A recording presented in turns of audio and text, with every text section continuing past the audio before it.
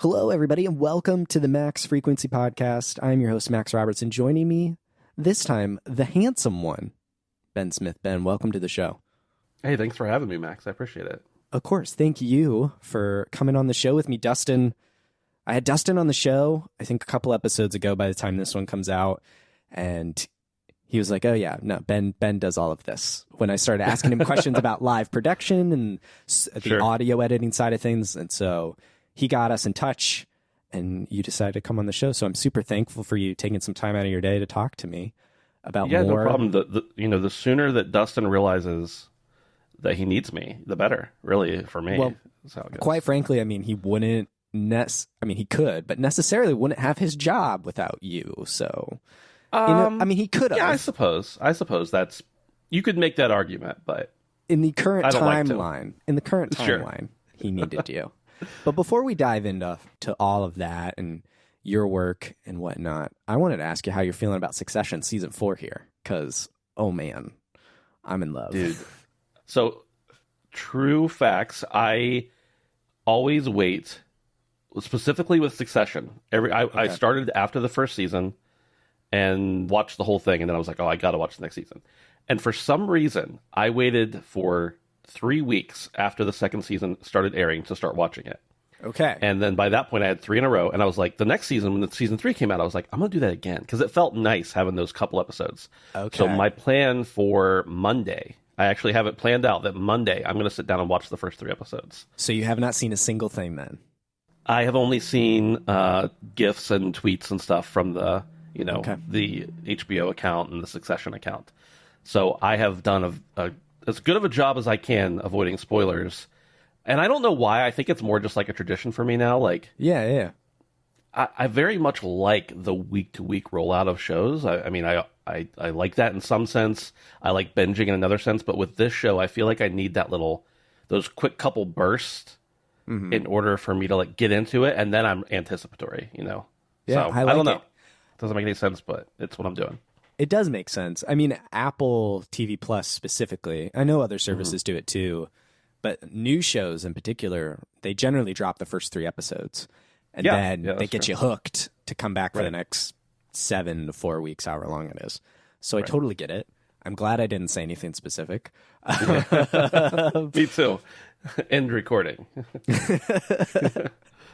But as someone, I got into it, I guess a year or 2 ago. It was, I think season 3 had ended because I was able to watch all 3. And then I've just been waiting for season 4. But one way to describe just how much I love the show is when I heard the name Siobhan, I was like, wow, that's a really great name. And I tried to actually convince my wife to let us name our daughter Siobhan. Yeah. And there's more reasons than just HBO. She's of Irish descent. There's some heritage and some name meaning stuff that fits. But I just like Siobhan. I didn't get first name, but I did get middle name. So. Oh, okay. So, only 2 people have been like, is that because of Succession? I'm like, yeah, it is. Yeah, it is. Yeah, I get it. My oldest son is, his name is Egan, and we also named a beer which we'll get into talking about all that stuff, Egan's Irish Stout. And people were like, oh, it's so nice you named a beer after your son. I'm like, actually, I named the beer and my son after a pub in Liscannor, Ireland that I visited in 2011 and fell in love with. But we can pretend like I named the beer after my son. That's fine. Sure. I like that. That's That's so funny. Let's use that as a segue into here. I wanted to kind of touch on some of the other, I don't know, facts, attributes, businesses that you've run, things you've done. I think a lot of, especially the Last Stand community in particular, probably knows you as the mayor or former mayor of Butler, Pennsylvania. And there's that great episode of Fireside Chats with Colin. I think it actually still is a Patreon exclusive. I don't think it's available in free feeds anywhere. I don't think so. That makes sense. I think because that show, I don't know if that show was ever on free feeds, was it? Maybe not. Actually, probably not. So yeah, I don't know. Patreon exclusive. You should check it out. I listened to it. But it's this interview where it sounds like you're at Colin's house out on the West Coast before he moved back over here to the East Side and just talked about becoming the mayor of Butler. But you also ran a brewery slash cigar bar, speakeasy. You became the mayor. There's all sorts of stuff. And so since that interview with Colin, you're no longer the mayor of Butler. You stuck to the one-term plan. And it sounds like the brewery and the cigar bar are closed, unfortunately. Yeah. I was kind of curious about that. I was wondering, there's COVID. I was reading some local Butler news that a fire burned next door and caused some damage. What happened with all that, if you don't mind me asking? Yeah, so just to go back a little further, we started the brewery. We actually opened in 2015, and then in early 2018, we opened the cigar bar, which was just a couple doors down. And then, of course, things were going well. Everything was looking good. We were looking at expansion, and then COVID hit, of course. Within weeks of when we were supposed to sign a lease. So it was like kind of good timing and bad timing at the same time. Yeah. Which there was no good timing for COVID, obviously, but you know what I mean. You weren't stuck in some lease on a property. I know of someone who did sign a lease for an office space, and then COVID hit, and they couldn't even go in. I know many people in that same situation, yeah.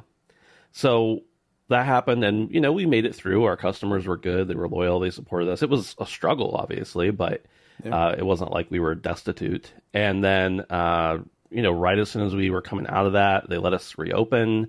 And then we had a couple months that were, just still not the best they could be, but they were as good as we could have hoped, I guess, at the time.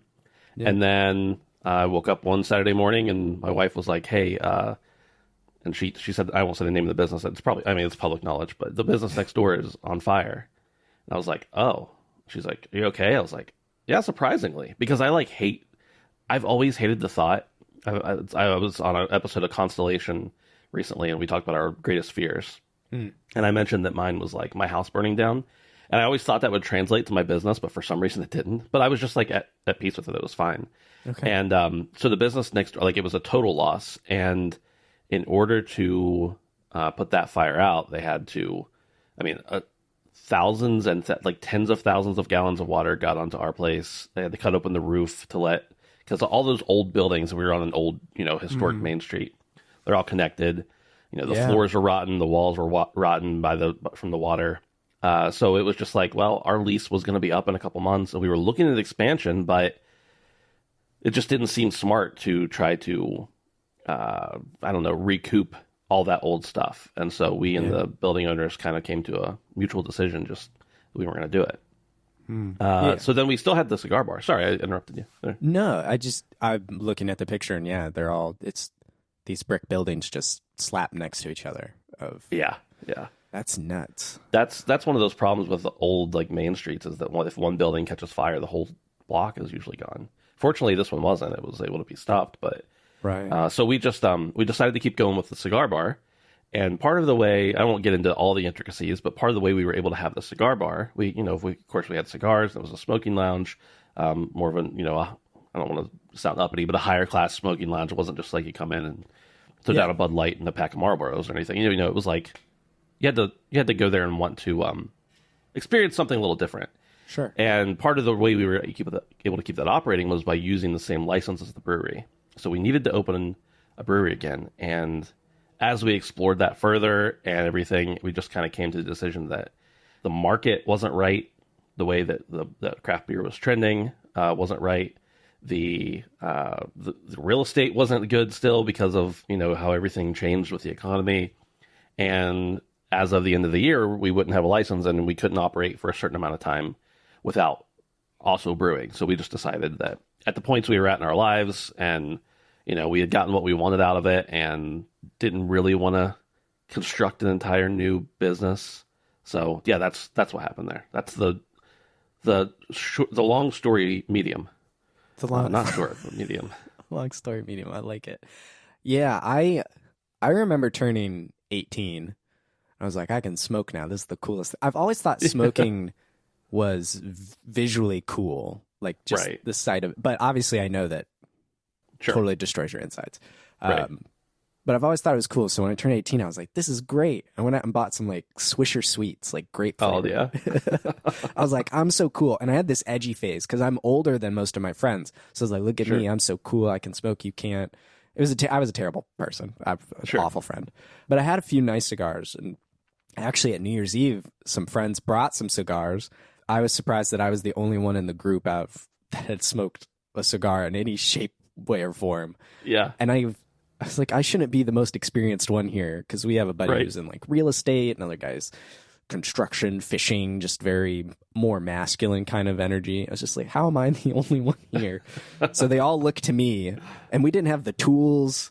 I think we used like a kitchen knife to cut off the end. Oh yeah. I mean, we've all been there, right?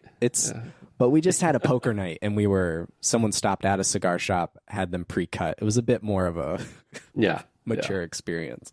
But you're into it. Like it's a passion of yours. Obviously, if you have a business, right?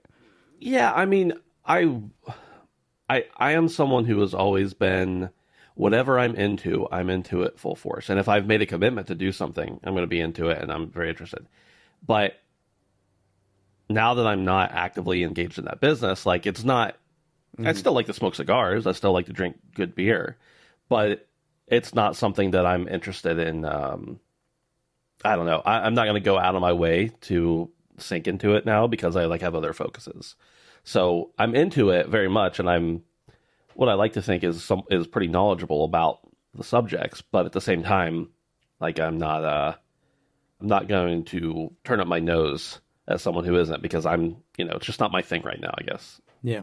Okay. Yeah. I can see it. Pivoting around whatever life throws at you. You seem to have had a lot of, I was browsing your LinkedIn, which has been a surprisingly useful resource in the past couple of episodes, but like you seem to have done a lot of different stuff. You've worked at colleges and, the brewery and all that sort of stuff. You're a very diverse skill set, it seems. It's pretty cool. My issue is some people look at it and they're like, you've had so many jobs. And I'm like, yeah, but I've never only had one job. Like this is maybe, and I kind of actually have two jobs right now, I guess, technically, but I'm the kind of person who's always needed more than one thing to do. Yeah. Not just for finances, although that certainly helps, but just because like I like to be busy. Yeah. I think probably till I started working at Disney a couple of years ago. And even then I was doing freelance stuff on the side. I've always had at least 2 or 3 jobs. It feels like it. I've actually never had just one job. It's always 2, and then I drop the older one and replace it with another one. That's always been a bridge of transition. Right. Just gotta be doing things. Gotta fill your time with something probably productive, more helpful to society. I'm not sure. Sure. But one of your jobs for 4 years, you were the mayor of Butler, like we talked about. And I think people could go listen to the Colin one and your mailbag recently that you did, another Patreon exclusive. Hear more of the nitty gritty, like where the bodies are buried and different things that you did and things like that. Right. Mm-hmm. I'm more curious about the lessons that you learned being the mayor for these 4 years, and how you maybe have brought that into other areas of your life, particularly Last Stand Media. But I mean, I'm sure I would think being the mayor impacted all or other areas of your life, not just the city of Butler. Yeah. I think you are probably correct. And I'm sure I could extrapolate some things, but I will say that it is hard. I don't know if it's just my personality or the style of city that it is, or if it's, I don't know what it is, but for me, it's like, I feel like I didn't learn anything new. I just understood the things I already knew better. And most of the things I think I learned from being mayor were things about human nature and the nature of public service and stuff like that. And I think it's things I conceptually understood, but they don't really sink in until you like are actively doing them or seeing them in theory, I guess, or in practice as opposed to just theory. So patience is something I had to learn a little bit more, I think. Not that I'm an impatient person, but just that I'm used to things move at my pace because I can dictate that pace. But, in a position like that, you are kind of bound to the pace of other people or just, the legalities of things. So just because you want to change something doesn't mean it can happen. I mean, and some of the things I can't even talk about, but there are things I put into place like within my first year in office, and now over a year out of office they're just starting to come to fruition. And of course, sometimes that means other people get credit for them and you don't. Sure. And that's fine, because I'm sure I got credit or punishment for things that people did before me. And that's always the way it's going to be, I think. But yeah, so that was one thing, is just understanding that process a little better. And I guess, I've always been someone who, I think all of my jobs I've ever had, with the exception of like one in the country club when I was in high school, I've been some sort of manager or overseer. But I just think, I can't put them into words, but you just learn different strategies for handling people. And I don't mean that to sound like manipulative, but, just how to work with people and how to, for lack of a better way to say it, reach across the aisle and get things done. Compromise is important, obviously, although it's much different in small town politics than, of course, we see on the national stage. Oh, yeah. People ask me, like, what do you think about this giant national issue? I'm like, I help handle which roads get paved, man. I don't, I'm not here focused on gun control or something like that. That's, it's just much different. So, yeah, I guess it's hard to put those things into practice. But if I really were to examine it, I could definitely see some areas where I grew in areas I was already familiar with and understood things differently. For sure. Yeah. That's cool. I like to hear it, because really every job and every interaction that we have, it's all about relationship in the end. Yeah. I really think on the job side, every job I've gotten is through some sort of relationship ultimately. Sure. Whether that's someone I know really well or someone I don't. And then real life friends, people, the person you interact with at the grocery store, it's all relationships to dynamics, and understanding how to get along with people and work with people is probably the most important thing. One of the most important things I'll say to have a skill in. You can't be so stubborn. My wife's a middle school teacher, so I hear about the children, right? And I'm just like, how do they not understand? But they're 12. They're learning. Yeah, they're growing. They are learning. Hopefully they're growing. Well, hopefully.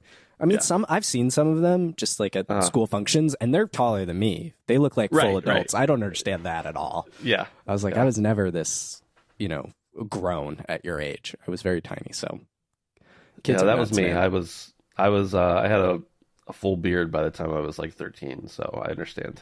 You sound like a guy I knew in middle school. Like the dude just was bearded, and I'm talking full beard, 5 o'clock shadow kind of. I was holy cow, man. What are you eating?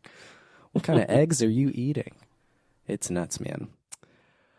But during your tenure as mayor, you join LSM. Last name, I'm just going to keep saying LSM. And then actually a few months later, you join Lilymo, which Colin owns half, 49%, half of. I think it's like 49. Yeah, I don't. Yeah, I don't know all the legalities there, but he owns a sizable part of chunk it at least. Yes.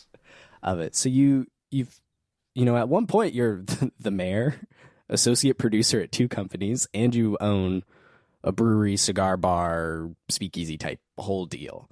5 jobs at once. And I kind of wanted to use this all to pivot into your production work, being a producer. Editing podcast. Where did that all start with you? Your LinkedIn once again. Volongo Live. You guys DJ'd weddings, possibly. If my research is accurate, the correct Volongo Live in Pennsylvania. Yeah. Is that where this audio, production kind of work began?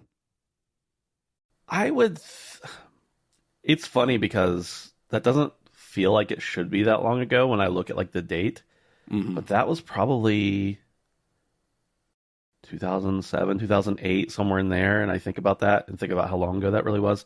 Anyway, I think I was in either late high school or early college. And my buddy was like, hey, I've got all this equipment. Because we used to like have little garage bands and stuff. And he had all sorts of equipment. And he's like, I've got all this equipment. Why don't we do something with it? I was like, what do you want to do? He's like, let's DJ. I'm like, okay. And I'm like, I don't know what to do. Like, do you just play an iTunes playlist or something? And it actually is what we started out doing, like DJing high school dances and, old people birthday parties and stuff like that.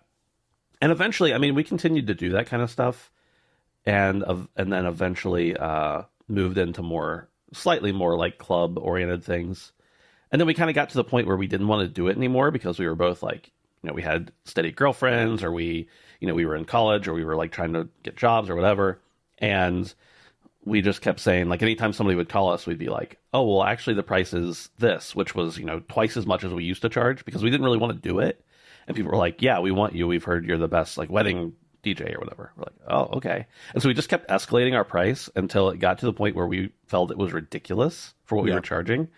And then we just decided, like, okay, I don't want to do this anymore, basically. And that was, it was good and bad, because like it was a lot of good experience. It helped put me through college, helped pay for, my wife's engagement ring, like stuff like that. But at the same time, I was like, I'm tired of this. And we started other projects at that time too. He and I did. So that was also taking us away from that, like other projects together.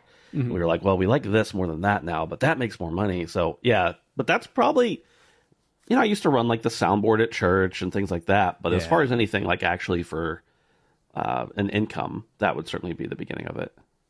Yeah, the same sort of thing. Used to do like camera work and stuff at the church, and I still do that actually today.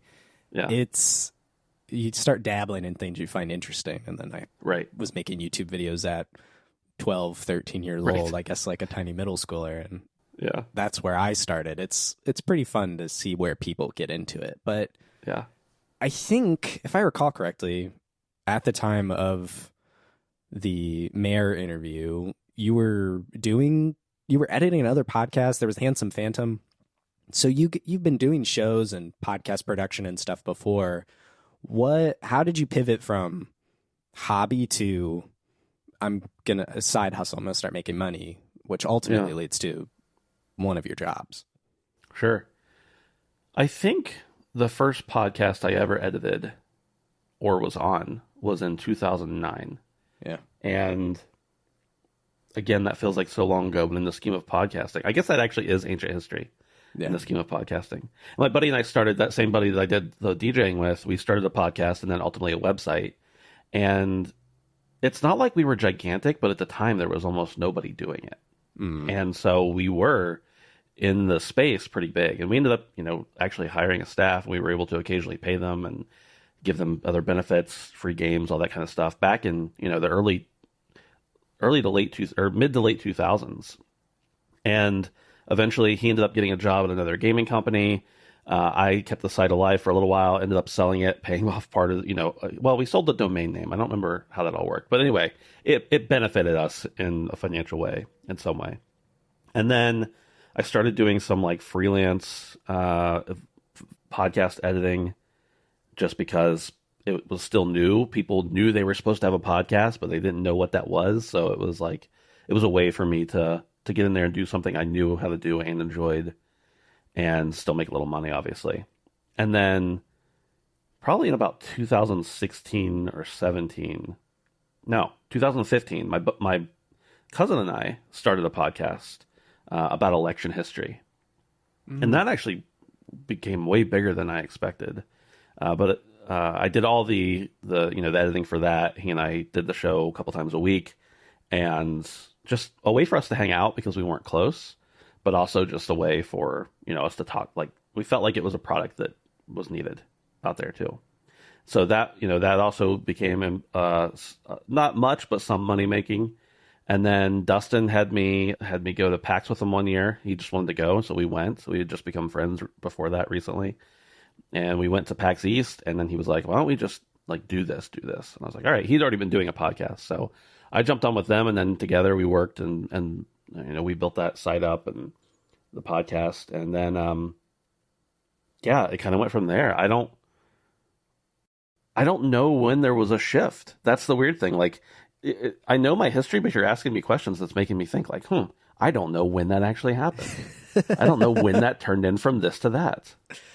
I think it's so fascinating to hear people's stories. I recently did a big Super Smash Bros. Brawl celebration episode because it just turned 15, which feels very long ago. Because that's what got me into talking about games publicly online. And my big inspiration was a podcast at the time, Show Me Your News. And so I did this whole deep dive with the host of that show, Peter.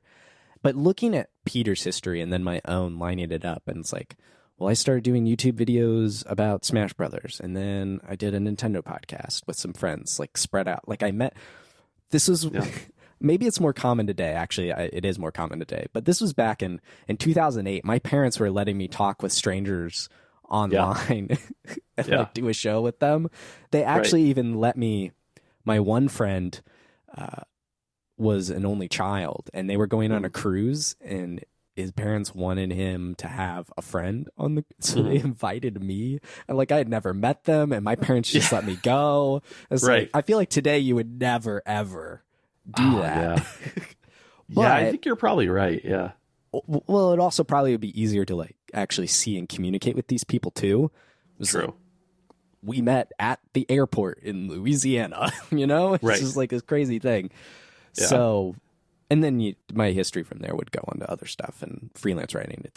But it's cool to see the inception and at least try and follow the trail all the way through. I love that stuff. I love hearing people's stories and how they get into things and learn and grow, because from shows about the election process or previous elections, the Electoral College, which imagine if that show was still going on today, that would probably be pretty dynamic.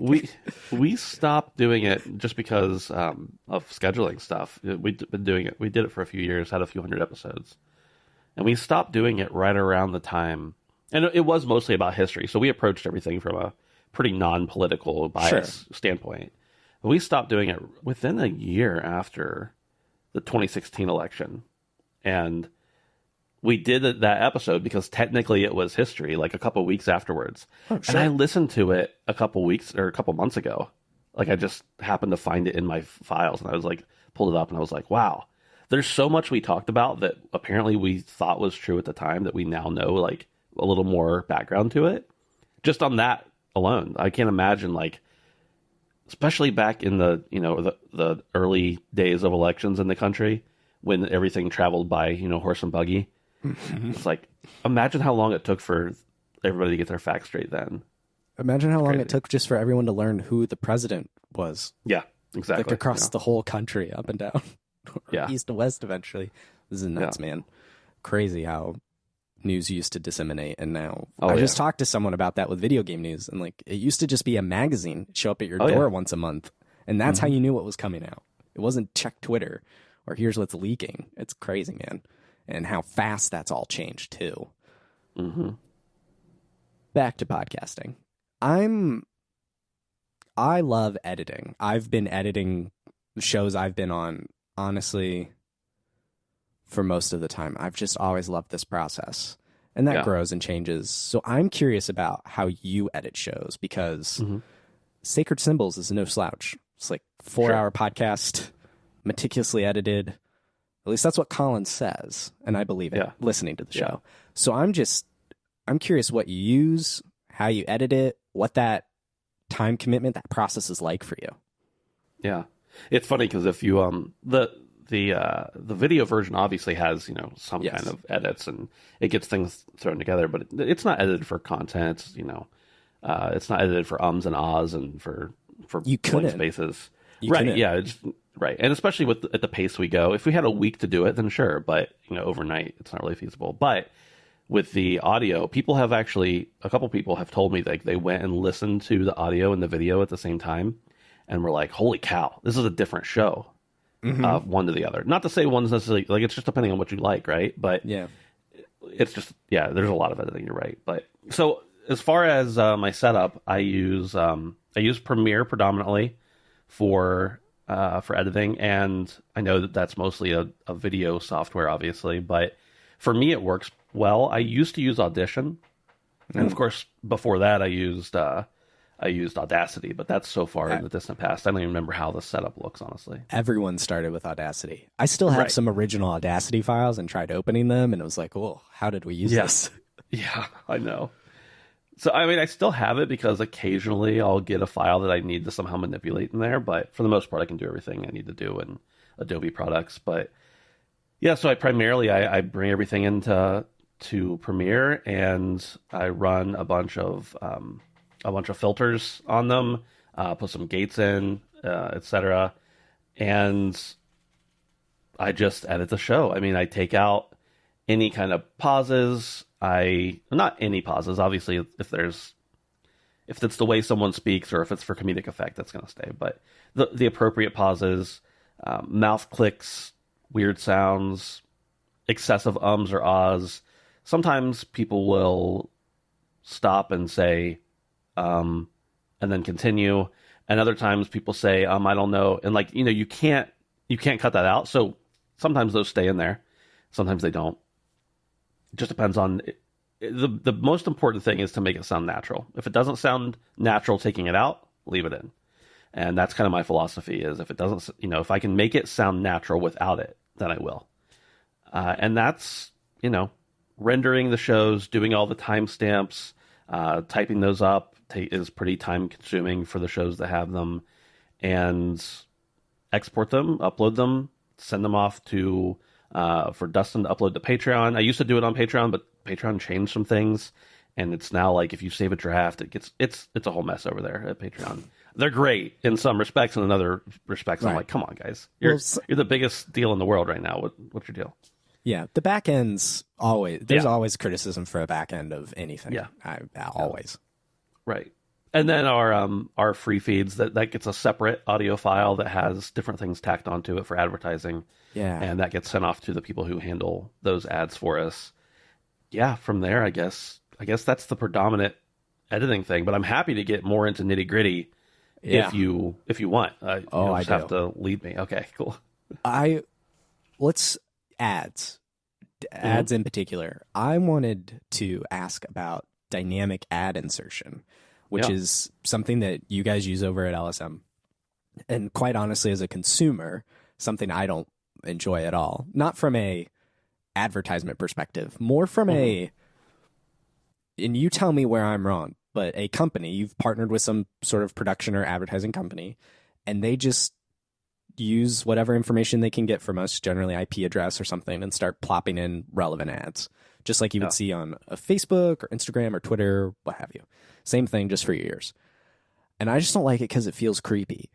And to a degree, inauthentic. Now, sometimes the host does read the ad, and it could be for whatever hot internet underwear or mattress is the thing right now.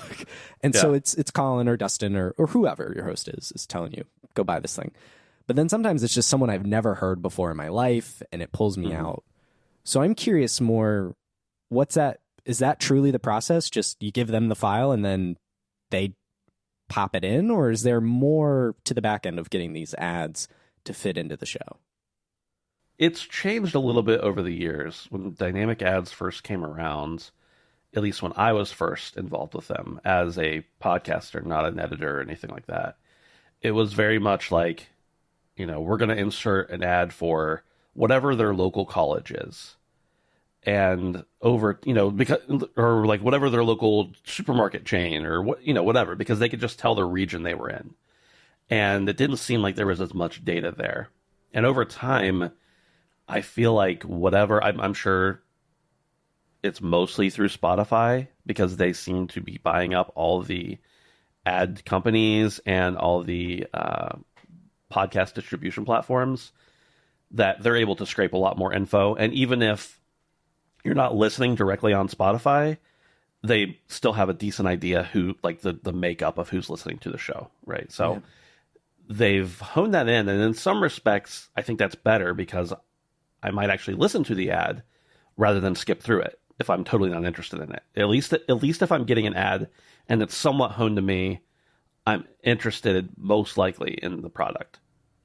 Whereas it used to be like, well, for example, I'm 40 and they're advertising me a daycare center, like not a daycare because that would actually make sense with kids, but a college that for brand new high school students or whatever.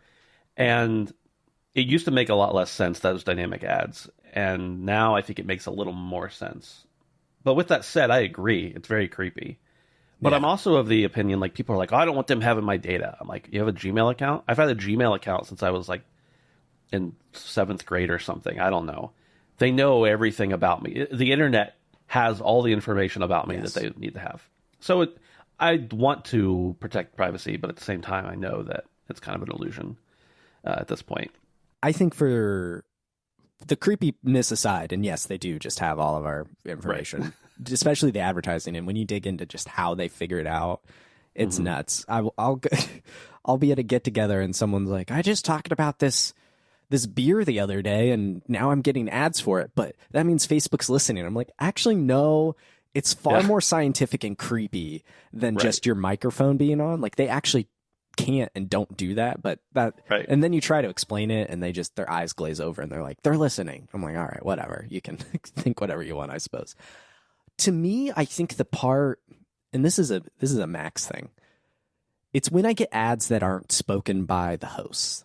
Those are the ones that I'm more likely, I think, to skip, because when I go to a show, there's a relationship that develops between you, the listener, and the host. And for example, Sacred Symbols, I'm there for Colin, Chris, and Dustin. But when I hear someone else, it totally throws me out of the zone I was just in with the show. And that's, I guess, the part I don't like the most about it. Yeah, and I think a lot of that, I totally understand that for sure. I think a lot of that comes down to, well, there's a few things. One is that the people that sell the ads, so for instance, all of our shows are hosted by Megaphone, which is actually just within the last year owned by Spotify. It's like an invite-only thing. So they bought them a couple years, maybe a year, 2 years ago. But anyway, Megaphone is just a platform, kind of like Libsyn or Anchor or any of those. And our ad people, I don't really know what to call them. The studio that owns the rights to sell ads on the show is called Studio 71. And that's like publicly on the listing and everything. So yeah, you see that in the free feed version of Sacred Symbols. It says like Last Stand Media or something, and Studio 71. Right. Yeah. So they put a little bit of their branding on it, but it's very unintrusive. But they go out and they actually go out and buy the ads, or not buy the ads, sell the ads. So I don't know their exact process. I have talked to them in a different capacity previously, and I know a little bit of some things and some I don't. But basically, they're going out and saying to these, multi-billion-dollar companies, hey, we've got X amount of shows with X amount of impressions or with Y amount of impressions, and we'd love to get your show on them. And so that company a lot of times can say, okay, well, we'll pay this rate for one person to read it and then you to put it on all of those shows. And then, Studio 71 might say, okay, great, we'll do that. But if you pay X times 2, we'll have the host read it, which the data proves that, the click-through rate on that is going to be this many times higher. So, I think part of it is the actual advertiser and how much they want to spend, because obviously a host-read ad costs more. Yes, you get a higher amount back as the podcast producer, as the host of the show, and you also get a higher return as the advertiser. Yeah. So I think people recognize that. It's just a matter of, if you hear an ad that isn't being read by the host, there's a potential that they just, it's a cheaper ad campaign. Doesn't mean they're cheap, just means it wasn't what they opted for. Right. Okay. It's interesting to hear that and think about the process.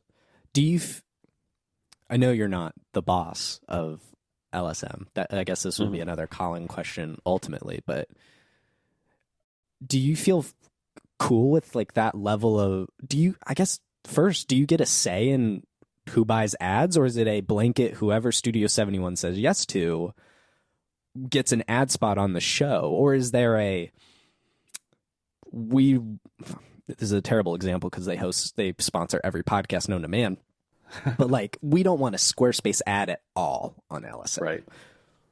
Is there any say back on the creator of, even though you're partnering with an ad seller, is there any say on that end? Well, I know from my experience with a very similar setup through Megaphone and everything, just not through Studio 71, from my history podcast and another network I was part of at one point that when we signed up on that network, they basically gave us a document and said, mark off the subjects that you do not want advertising about. And so automatically, like if you are a podcast and you want to be more, you're a podcast that wants to be educational. Like for example, my election podcast, very clean, very just matter of fact.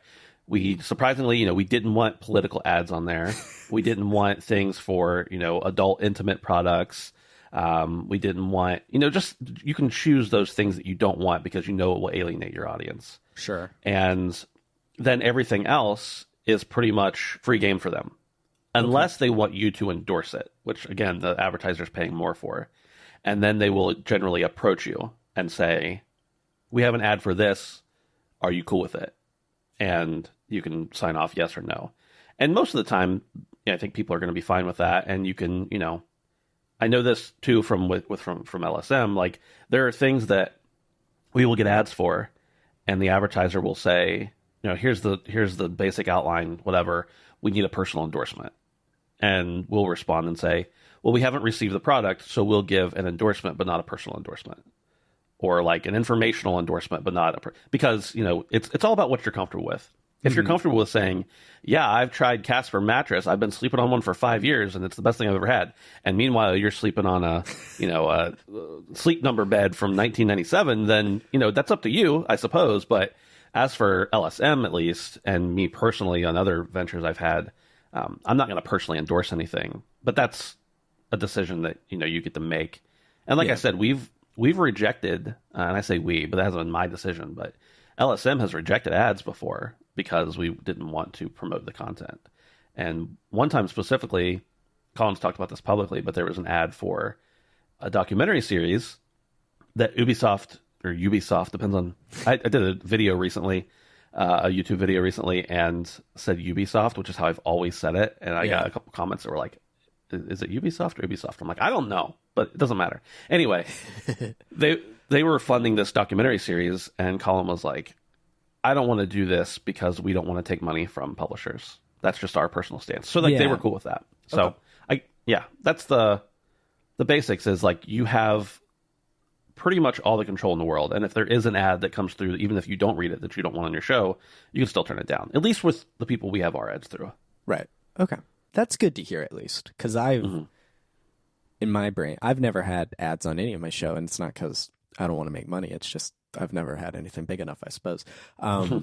But, the idea of just giving up your, for lack of better terms, just like your right to whatever they're going to start popping in my ears or some person in California's ears or Texas or Maine, whatever. Sure. Yeah. I've always liked control over my shows, and that's probably more, I'm an oldest child, and I always like to have the control and everything. And so the idea of not having that over something wigs me out a little bit as the creator side of things. So, but it's good to hear. I'm totally with you there. Yeah. Back to editing. Yes. You're using Premiere, a thing that I think actually my friend Peter Spezia uses, at least as far as people I'm familiar with. Is that simply just because familiarity with video editing and that just translates down to audio because it's the same interface just without footage above it? Is that why you use it? Yeah, I generally, just as far as the footage thing, when I'm just editing audio, make the audio full screen, and I'm only looking at that anyway. So it almost feels like you're not even in Premiere sometimes. But I think the reason I chose Premiere over Audition, or I generally choose it over Audition, I'll go into Audition to do some things sometimes, but is that even though Audition is meant for audio, I feel like the tool set in Premiere is more conducive to what I need to do for this specific show. And Audition may have very well updated some things since then and is better now. I don't know, but I've been using Premiere for years now to edit audio specifically, and it just, I don't know how to say that, and it just works for me. I mean, I know Premiere, and obviously there's always things you're going to learn, and they change things all the time, but I know Audition as well, and when I switched from using Audition to using Premiere, I was like, this immediately feels better. And I can't tell you why, I just know that it does. And I think that's very much a personal preference thing, because I know other people who are like, I could never do that.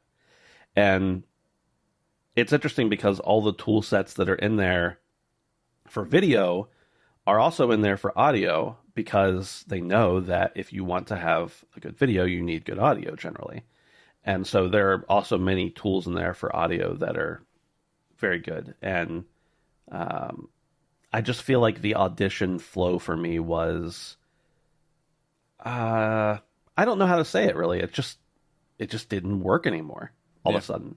And I don't know that there was anything wrong with Audition. It's just that once I found Premiere to be, once I got out of the mindset that, oh, Premiere's for video, therefore I can't do audio in it. Once I got out of that mindset, I was like, oh, wow, this is perfect for me. This works great.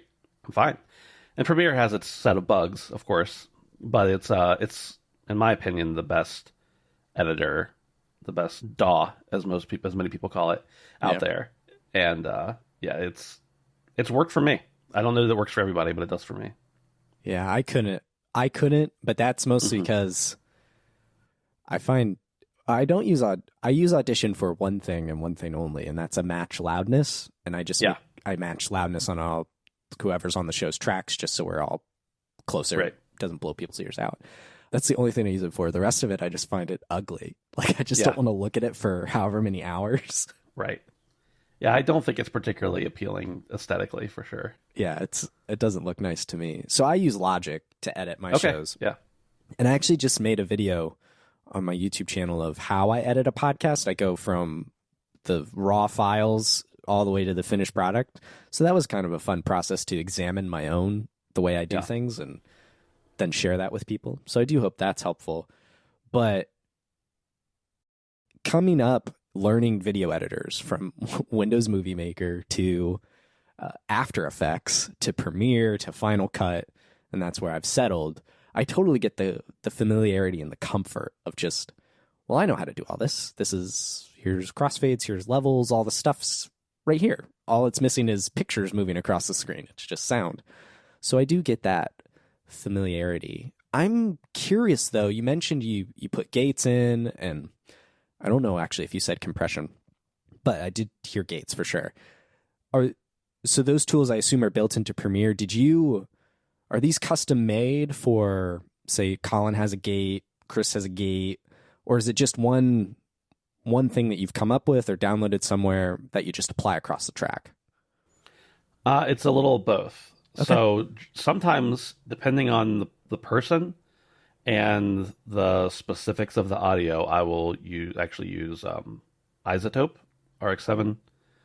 Yeah. I don't know a lot about it, but I know enough to fix a couple things. I use Isotope as well. I just snagged RX10 because they had some stupid sale. Yeah. And it made it actually affordable to just buy like the standard, but I use Isotope to clean up all sorts of stuff. Yeah. It's so powerful. Yeah. For the most part, though, the majority of the filters and everything that are applied is in Premiere. And it's actually the gate and compressor that I mostly use. It's like the effect that's called dynamics, I think. And I use an auto gate, a compressor, and then a limiter. So generally, I will boost everyone's audio up way higher than I want it to be, and apply I have specific settings already like mapped out for the gate and the compressor. And for some people's voices, I have to change the gate slightly depending on their specific intonation, I suppose. Mm-hmm. And then the limiter, of course, to bring that all back down. And what that does is it's basically doing the same thing as the match loudness. It's just I don't have to go to another program for it. Yeah. Is that by bringing all that audio up to an inconceivable level and then pulling that limiter back down, it brings everybody back down to the same loudness. And some people are like, well, for instance, on our other show, Defining Duke, people are like, Cog sometimes sounds louder than Maddie. I'm like, that's because Cog has a man's voice. Yeah. Like, not that Maddie doesn't, but Cog's voice is like very deep and very... Yes. So he can say something quieter than I would, and it sounds louder because it's full, and it's masculine, and it's, and I'm like over here, even though I think I have a pretty deep voice, I'm kind of like, oh man, I feel kind of wimpy here. So there's certain people's voices who are just going to fill the ear space more than someone else's. And make it feel louder, even though the actual volume level is the same.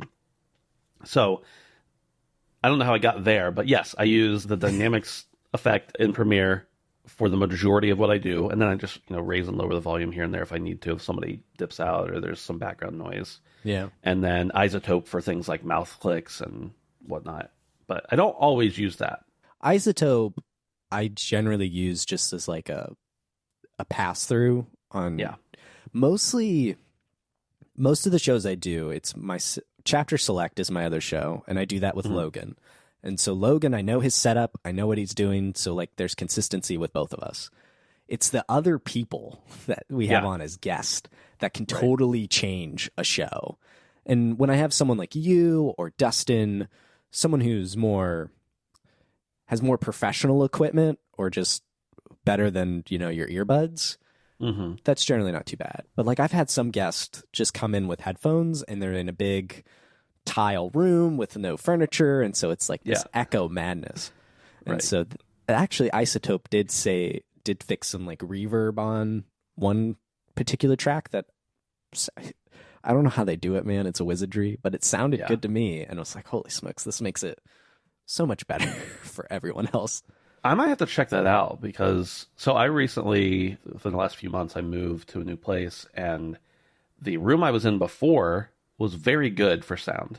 Yeah. And the room I'm in now, like the floor is still it's a nice wood floor, but it's just, I don't have a carpet down. I don't have my sound paneling up. My ceiling's higher than it used to be. And I'm like, I'm sure you can hear it a little echoey. And so I've just been using the simple de-reverb in Premiere, but I'm not on enough shows to really make it matter, but I should probably try a little harder. But I also probably should just get like a rug and some wall coverings too. So. Yeah, I'm getting ready to move. Should everything continue to go well, and my office is about to move from office/nursery to a detached garage with air conditioning. So I'm going to go from carpet and all of this to what will start out as a concrete blank slate, and I'm so worried about the acoustics. Yeah. I want to fill it with as much soft stuff as possible. Right. It's certainly a struggle finding, when you get into a new space, figuring out exactly what works. And I was like very eager to quote fix this space as soon as possible, and I was like, no, I should like figure out how it works first acoustically, because I also do streaming and I do some YouTube stuff, and I'm like, I just want it to sound good, but I don't want to rush and spend a bunch of money I don't need to spend until I know what I need. Yeah. Well, so, I know at the very least I'm going to need carpet. Yeah. I'm going to need something. It's going to be a fun journey to figure that out. But you should definitely try the Isotope I will. echo thing. I'll look into it's it. pretty stupid neat. I don't know how they do it. Yeah. Witchcraft over there. I want to take the production outside of the house, your new office with your higher ceilings and wood floors. Yeah. You don't only just edit shows at LSM or host or do anything like that. You also, based off what Colin says and having Dustin on, you plan, coordinate the trips to live shows and make sure everyone gets there. At least you do everything you can to make sure everyone gets there on time and in the same space, hotels and all that stuff. And so there was just this big show in Houston, different part of Texas, where it talked about the most overrated video games. It was almost in Austin. It was. See, here we go. I tried. Yeah. I wanted to ask what that whole process is like. Just finding venues, coordinating. I don't know how many different people were there. As far as the crew, but I don't know, 7 to 10 people, if not more. Merchandise, venue, flight, like all this stuff. I'm curious how, I guess it fell into your lap or you were assigned this job, and what that whole process is like before we get to the actual more technical side of a live show. Yeah. So a couple of years ago, actually before Dustin may have just started working for Colin.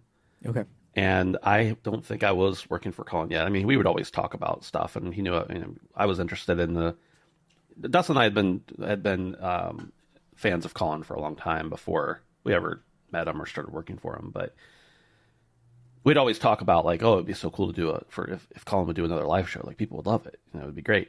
And then one day, I don't remember how it came up or whatever, but one of us said to the other, we should tell Colin we're going to do a live show, and he has to be there. Like he has to be there because he's the reason people would come, but also we want to do it. And so we talked about, you know, how we could make that work, and eventually we kind of came to the decision of, well, let's do it here. Here meaning where he and I live in Butler. And we like kind of came up with a rough plan, I went out and, you know, scoped out a bunch of places and found out what things would cost and everything and pitched it to him. And he was like, yeah, do it. So Dustin and I, we worked a little more closely on that one because of, just because it was in our town.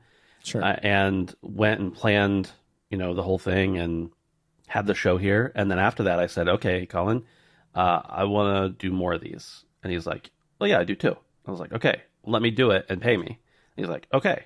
So that's how that kind of, it kind of like fell in my lap, and also kind of had to prove ourselves to do it. Yeah. So, yeah, you asked how it happened. You asked me something else though, and I don't remember what it was. Just what's the process? Yeah, the process of doing it. So there's been a few. There was the Butler one. Yep. Virginia, Richmond, right? Yes. Was last year? That was or 21. About a year ago, almost exactly a year ago. Yeah. And then most recently Houston. Yes. If my record is straight. So I'm just, you know, there's 2 on the East Coast, 1 down south, middle of the country, I suppose. Sure.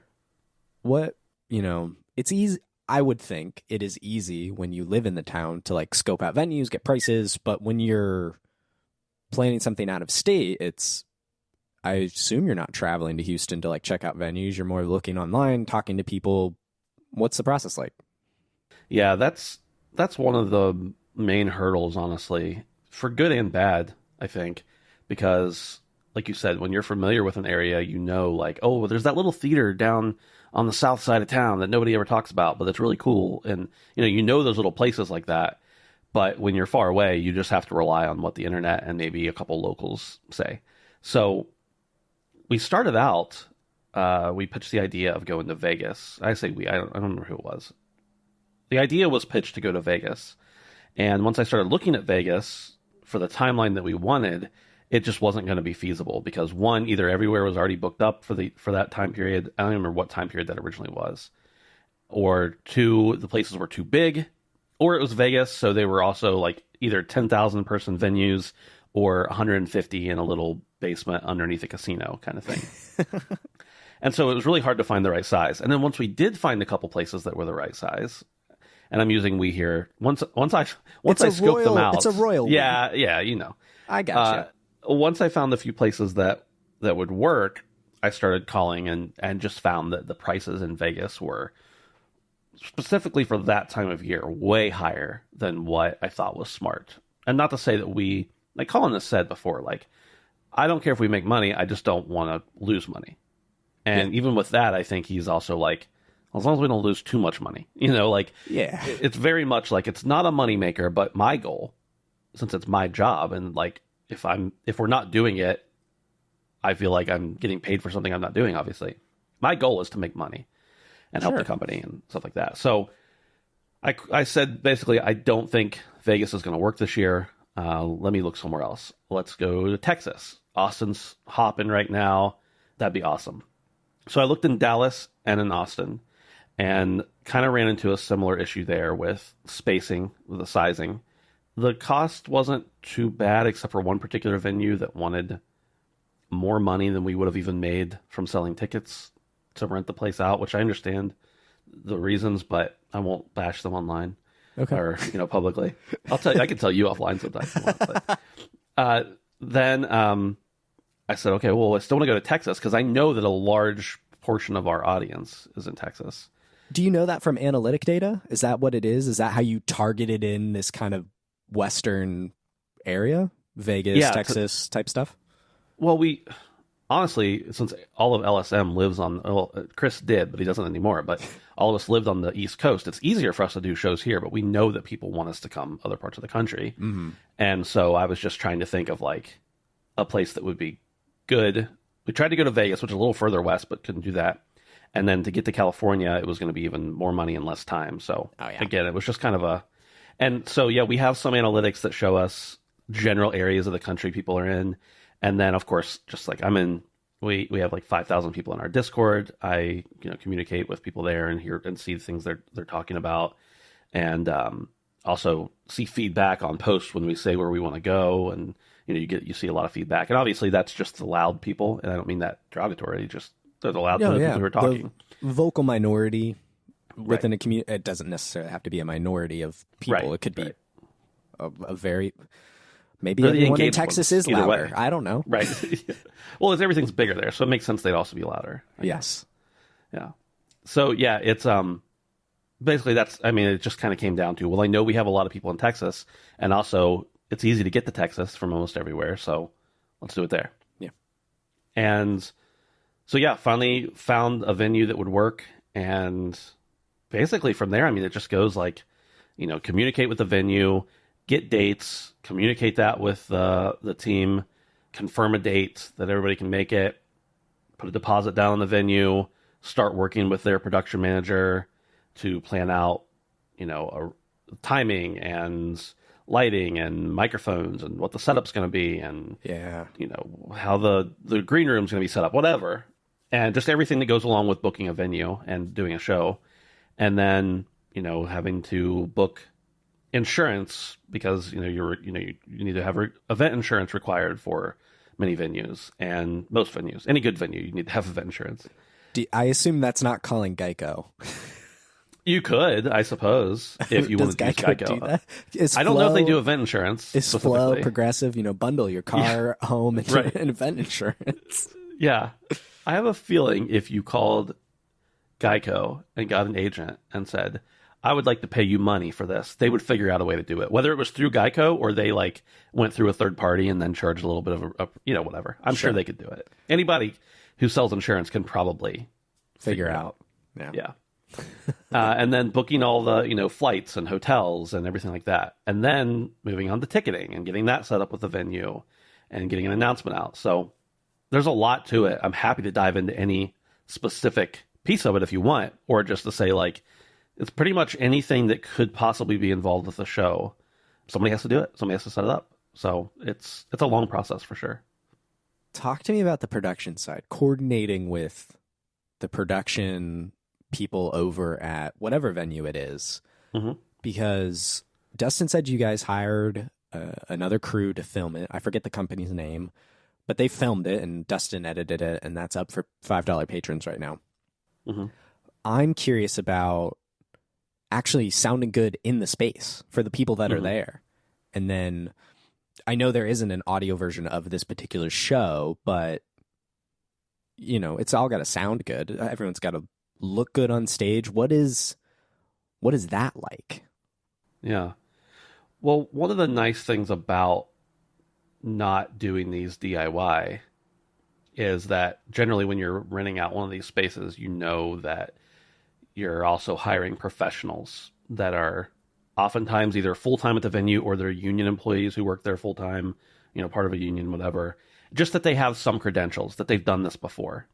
And so for the most part, they need to be told how you want lighting, and not specifically, they do the two professional venues. I've booked venues before for other things, but for LSM specifically, the two venues I booked so far, they give me a full engineering schematic of their lighting rig, a full engineering schematic of all their controls, a full schematic of all of their sound and everything, and show me exactly what they have. And so I can kind of go through there and pick out what we want to use and how we want lights to be.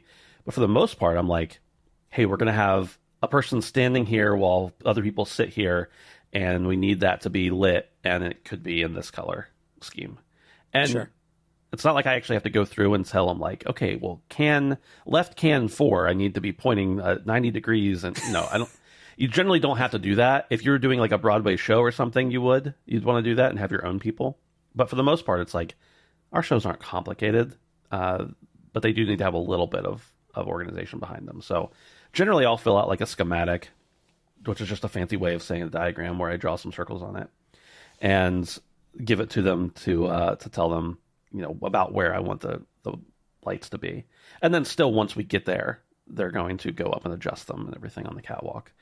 And then telling them, how many mics are involved, giving them a rough schedule of when those mics are going to be used, when they should all be on, when none of them should be on, when one in the crowd is going to be on, that kind of thing. And then, you still have to run over that with them before the show actually starts, like in a kind of a sound check situation. But for the most part, like, that's the benefit of working with people who that's their living, is that you don't have to babysit them and be like, I think the gain needs to be a little higher and the bass is too high. Like, that's their job. They do that. Right. That you talking about, like, how many mics make sense, but like when they should be on, like that kind of, my brain was like, their mics are on all the time. So is there's like rehearsal of any kind? We do like a sound check. Yeah. Where basically it's just to make sure that nobody's voice is going to boom too loud or anything. For the most part, a good sound person can, if they know their equipment, can do that stuff on the fly. Right. Especially for a show like ours. Again, a musical or, something more crazy, they might need to get a little more toned in. But for the most part, it's just like, this person is going to be speaking. Here's a pre-prepared video that we need to have the volume already, know where the volume already needs to be for that kind of thing. But for the most part, yeah, we do a sound check briefly and just get everybody mic'd up and everything to make sure that everything's working correctly. And then give them some cues, a rough outline or a very detailed outline, if you're me, of the show. And yeah, I over-prepare probably. Like, I could go in there and be like, okay, we're going to have these people talk, and then we're going to have a video at some point. And the person would probably be like, cool, I got it. But me, I like 7 o'clock, this happens. 7:05, this happens. And mic 1, 2, and 5 are on. This, like, I'm much more over-prepare kind of person for that kind of stuff, because I've been the sound guy many times in my life for many years at a time. And I'm like, I want to know exactly what's happening. So I try to afford other people that same opportunity. I love that. But I'd definitely be over-prepared. That totally is how I would want to do something. It's like, this is the plan. Here's the schedule of how the whole show's going to go. And how do you plan for more spontaneous, doesn't feel right, but like natural moments? Like a joke could really hit and maybe or someone goes off script possibly. I know these Evening with Last Stands are keynotes essentially of a presentation, and people are up there and they have jokes, and the surprise is for the audience, and then my understanding is the other members don't know what one person is going to talk about. Maybe that's all a lie. I don't know. No, that's true. Yeah, that's 100% true. So how do you plan for, the actual spontaneity of it? I think that's... Or is that just, we trust the crew on the fly to be good? Yeah, I mean, we're working with people here who are on multiple podcasts a week, and some of them it's their literal profession. Most of them it's their profession. Yeah. Maddie, well, he wasn't at the last event, but the fact that he constantly is talking to the public and making videos, and Cog is on all sorts of podcasts, and he works in a professional setting, and, Dustin, Chris, and Colin are all podcasting all the time. Like, really, the content of the show, other than the fact that I need to put together all the presentations and PowerPoints and stuff like that, the content of the show is not something I have to handle. If I'm asked for feedback or something like that about something, then I'm certainly happy to give that feedback before or after the show. But pretty much, I just need to get everything set up and then kind of give them a run of show, and maybe occasionally need to keep things on track time-wise. But as far as the actual content of the show, we don't prepare for that. And when I say we don't prepare, I don't mean like we literally show up not knowing what we're doing. I mean like whatever somebody says, they say. Whenever they say it, they say it. That's just what happens. You let the talent do the job. Right. Yeah. Because, I mean, while I would like to do that a little more, that's not my role. So pretty much it's just like, okay, I'm going to tell you the order of when people are talking. But what you talk about and how you do it is not any of my concern at this point. So you knew the whole presentation beforehand? Yeah, I get everything in advance and put it together. So, when you're preparing all of this, are the jokes hitting with you? Sometimes, but like for instance,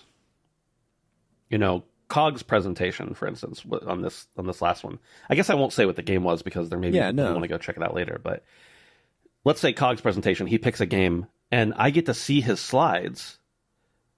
But if it's just a slide with a picture on it, I have no idea what he's going to say. I just know there's a slide with a picture on it.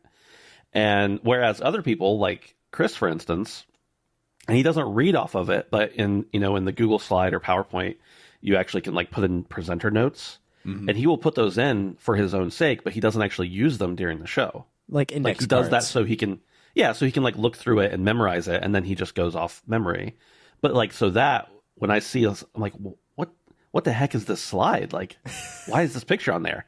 With Chris, at least, I know. So, like, yeah, there is some sense in which I know and the jokes are hitting, but sometimes I think that's better because there has been at least 2 instances of me being like, this might not be good to say, or something like that. Like this comes across a little differently than you think it's coming across. So, but for the most part, whatever their presentations are, as long as I can get them to present on the screen correctly, I don't interfere or give feedback. It's their thing.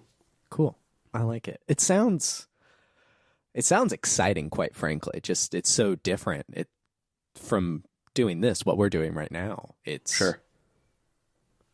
There's an energy to that, and just listening to how it goes is exciting to me. And I can only imagine being in there. Is that what it feels like, or is it more we've been preparing for this for so long, and people have paid to come out, and like it's more of we got to get this done right, or does that excitement that I'm feeling, does that something you feel as well? Maybe excitement is the right word, and maybe it's not. I'm not sure. For me, it's more of I'm fueled by busyness and anxiety. So for me, it's much more of I need to get all of this perfect before we get there so that when we get there, it's perfect. And it never is. I mean, nothing's ever going to be the way. I've planned enough things in my life to know that you make plans just for them to be changed. But the hardest part, honestly, the most exciting part is that I've spent months, planning these things, and everybody else is thinking about their presentation, whatever, but then they get there and they're like, oh, what about this one thing? And I'm like, yeah, I've already got that worked out. And meanwhile, they're like making preparations because they think it's not worked out. And I'm like, I figured that out 2 months ago. It's fine. We're good. And then they've changed it. And then I have to be able to roll with those punches. And then sometimes they need to be able to roll with my punches because I need to change things because the projector's in a different format than I thought it was going to be, or something, something silly like that. That wasn't a real example. That was just a speculation. That's something I've dealt with, so it's yeah, real. I know. Yeah, I have too. Not with this particular situation, but so it's a high energy thing for me. And sometimes I'm like, why isn't everybody else as concerned as I am? And I'm like, oh yeah, because they literally just have to walk out on stage and talk. I have to make sure that the floor is there. I mean, it's just a joke, but yeah. Yeah, I gotcha. I feel it. So that kind of leads me, I guess, to the next evolution, I suppose, of this type of planning of a live event. Colin has openly said that he wants to go to Europe in some capacity. I'm not looking for the scoop here of when or where. I'm just curious. So I assume him saying, I want to go to Europe means you've at least done some initial research on that. And it being, across the pond from us, I'm sure there's more dynamics that you have to consider besides people having their passports not be expired. Right. What can you tell me about dabbling in, international venue research? Well, the first thing I'll say is that I've told Colin too is I would really like for Colin to not tell people where we're going next before we have it figured out. When we were going to Vegas, or when I said I wanted to go to Vegas, I was like, I want to go to Vegas, but I don't want to tell anybody yet. He's like, yeah. And then like 10 minutes later, he's like, I think we want to go to Vegas next. I'm like, Colin. But that's just, I mean, that's fine. It's his company. He can do whatever he wants. I was just like... But as the editor, you could just remove that. Maybe. Yeah, whatever. It's not that big of a deal. It's more just a joke. But I'm like, I think that would be awesome, to go to London. But at the time he started talking about it, we hadn't done any real research on it. And that's, Sure. again, like where there's a will, there's a way. We'll go. But now, no, we definitely have started. I started looking at places specifically in London because that's like, if we're going to go over, that's the place to play, right? So Yeah. there are a lot more things involved. When you talked earlier about how, like, when you're looking at a place, I'm in Pennsylvania, I'm looking at a place in Texas, figuring out where is even more difficult overseas because sometimes you may be reading, not in London or England necessarily, but you may be reading a different language, or they're measuring things in different forms than you're used to, so you got to go convert it. And their time zone, they're 5 hours ahead. So by the time, because I work at night, by the time I'm getting up, they're almost done with work by the day. So everything takes a little longer. And it's just, there's a lot more details to consider. And then, of course, yeah, like you said, making sure everybody has their passports. Organizing international travel is always a little bit more difficult. You're in a new place, in a new city. Will my cell phone work? Will Uber work? Like, traveling's easier now than it's ever been internationally. But at the same time, many people haven't extensively traveled overseas, so they don't know what to expect. And just trying to make sure that everything is as foolproof as it can be, and giving people all the information, and then hoping that they read that information. So you have to give them enough information that they know what's going on, but not so much that they just zone out and don't read it. So that's a hard balance for me sometimes. And just just making sure everything is as coherent as it can be. So we're hoping to go there. I think Colin has said publicly we're hoping to go there this year. I will be totally honest and say on what's today? The 6th of April. Yeah. I do not have a venue lined up, but I have a few that I'm actively talking to. Okay. So there's a lot of hurdles that go into it, but I would imagine, yeah. We're working for it. And we'd like to do another show in the States this year as well, but that's very dependent upon the timing of the Europe show. Well, you could just throw a show together here in 2 weeks for Chris's boxing debut. You could. Yeah. That's 10 days or so. I'm going. I'm going to go. Are you? You're going? Yeah. Oh, that's right, because you're close. Yeah. I am close. Tampa's only a few hours away. Right. And to be honest, when Chris said he was boxing in Creator Clash, I was like, oh, that sounds cool. It's in Tampa again. And then he was fighting Froggy Fresh at the time. And I was like, I remember Froggy Fresh. That's just silly to me. Now, unfortunately, Froggy has been removed from the card I tried looking into it. It seems like some dramatic, I don't know. Some kind of internal issues. Yeah. It seems like. So Chris at this particular day of recording doesn't have a publicly announced opponent, but he will have someone to fight. And so I'm still excited to see him and other people on the card. It'll be great. Yeah. But I am slightly bummed that it's not Froggy Fresh because I really wanted Chris to win that one. I think Dustin and I are going to get together and get the pay-per-view and watch it. So okay, it should be fun. Yeah, well, it should be a lot of fun. I'm excited about it. Yeah. The trip stuff sounds really exciting from just so many new things to try. I don't know. It sounds exciting to me as if I was going to plan these types of things. It's fun to just think about and explore new audience potential and venues and places and do all sorts of stuff. It's pretty neat. Kind of interesting because we know we have a large European audience, but we also know Europe isn't one city. Yeah. So it's like, well, let's say we do a show in London. Is our audience from Germany and Africa and wherever else little pockets of our audience, are they going to come? Are we going to end up with 75 people there, or are 1,000 people going to try to buy tickets? So that's another aspect of that, just being in a different place than normal. Will that be feasible or not? How will that go? So there's a lot of unknowns there, but it's exciting unknowns to me.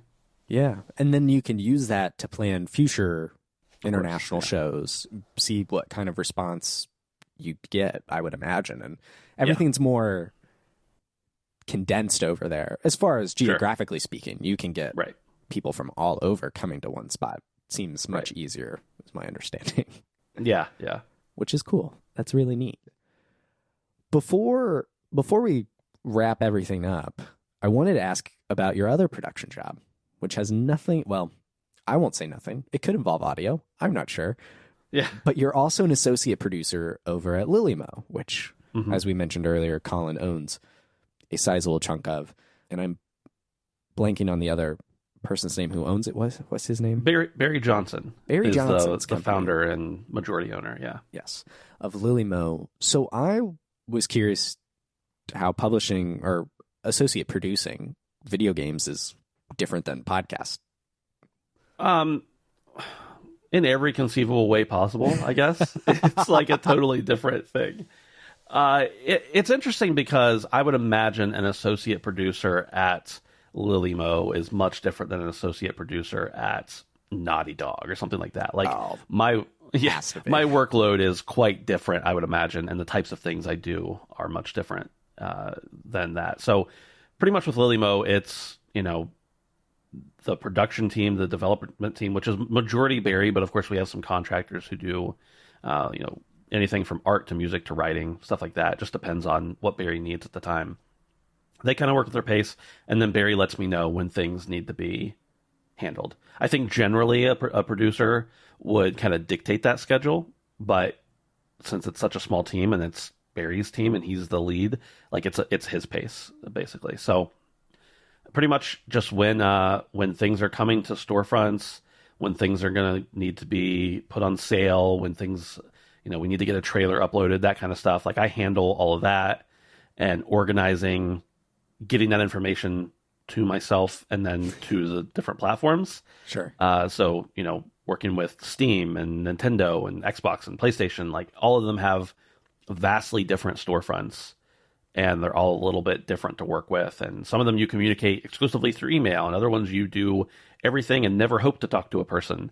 And some of them have ticket systems. And so like, it's just figuring out what they all want. And then because we're not putting out a ton of games, we're not a big publisher or something, a lot of those policies and things change from month to month and year to year. And because I'm not like in it every day, those things are easy to like have to relearn.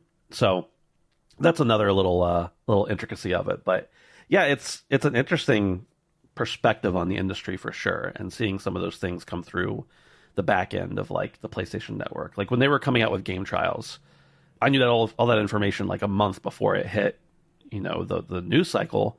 And we're in the back like thinking, this is not something we thought would ever happen. Mm-hmm. And here it is. And then you get to see the media react to it a month after you've already had time to process the information. So interesting perspective for sure. Yeah. That reminds me of when I was working at Disney. And as a technical writer, I'd be privy to company plans of attractions being planned out years in advance. And so then like D23 rolls around and Disney goes, oh, we're going to do Princess and the Frog redo of oh my gosh, Splash Mountain, or the Tron roller coaster here in Disney World. And so those things obviously are public and happening right now, but when they announce new stuff, I'm like, I knew about that a year ago. And there's stuff that I still know about that isn't out yet. And so that's cool. I'm waiting for my knowledge to actually lapse. And so something new can actually be announced and I didn't know about it in some way, shape, or form. So it's fun to have that perspective, be like, I wonder what everyone's going to say when this is finally announced. Or you're like, when's this thing getting announced? Meanwhile, they canned it 2 years ago and you didn't know about it. Oh, that's true. Because now I'm out of the circle. So I've, there are projects that have probably definitely been nipped and tucked since I've left because money, budget, whatever. Disney does all sorts of stuff. Yes. Oh gosh. I'll probably be sworn to secrecy forever by the mouse. That's probably true. Yeah, they'll come after me eventually. And they will know if you tell.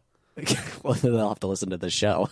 I mean, that's the funny thing, though, is that I wouldn't put it past Disney, for better or worse, to actually like go and listen to former employees' side projects or something like that. That's crazy. Probably to a degree. Are they worried about the technical writer? Yeah, probably not as much. But a former Imagineer leaves and maybe starts a podcast or works at a different, theme park or design firm or whatever, probably a bit more keeping eyes on things to protect copyright and all sorts of stuff because Disney controls it all. I don't know. Yeah. But don't worry, Disney. I won't share my secrets. Too many of them. The Star Wars Hotel. I took pictures of that. I can say that. I took pictures of the hotel with no one in it. That was fun. Nice. That duality feels like the wrong word, but like having 1 foot in and 1 foot out of the publishing, production side of things and the reporting, covering video games side. We kind of talked about it at the top of the show with your being the mayor of the town and you gain new perspective or insight on things like you knew beforehand, but then you actually did them, so you maybe learned a bit more. I'm curious how that applies here to video games. And, you know, you've helped release some video games out into the world, but you also still talk about games on a regular basis and work for a company that does so weekly quite extensively. So what is that like for you?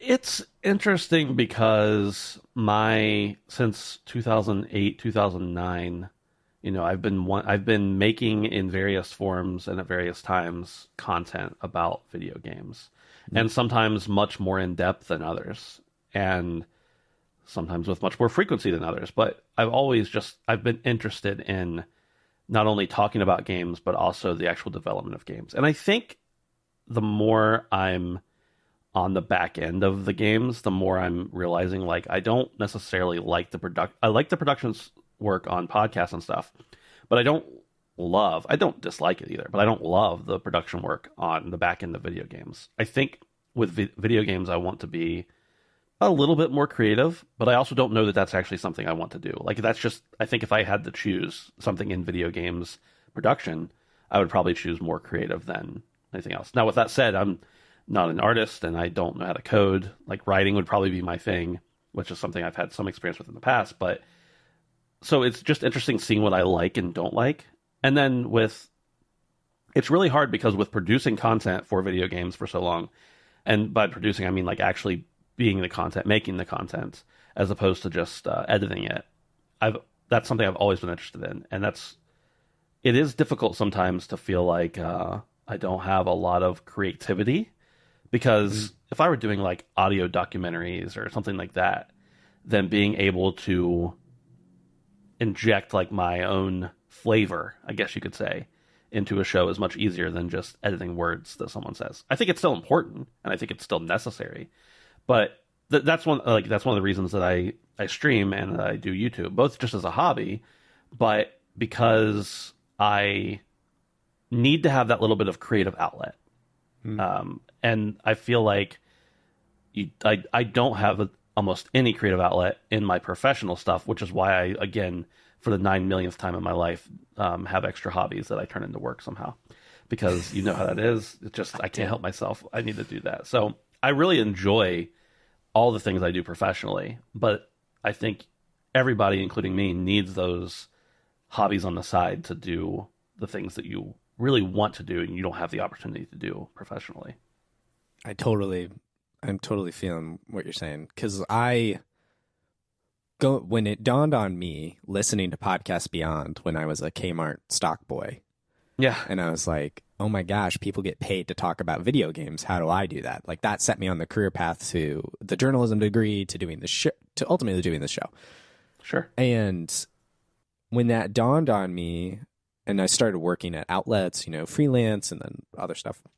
But at a point, I just kind of hit burnout and was doing like 3 or 4 different shows at a time and writing for sites that just, I had no passion for the site or what we were doing. And so I would just, sure. I took like a break for a little bit. And it dawned on me that I really needed to just have my own space, my own thing to pour into, not be dictated by, here's the SEO trends we need to be chasing right now of, you know, here's the Diablo 4 beta, how to blah, blah, blah, blah, blah. Because I used to work guides, and so like you're inundated with Google Trends. And for example, my experience with Red Dead Redemption 2 was actually getting to play the story on my own pace, because I ended up having to do all the side stuff of, here's all the legendary animals. So like I spent so much time just hunting a legendary cougar, a legendary moose.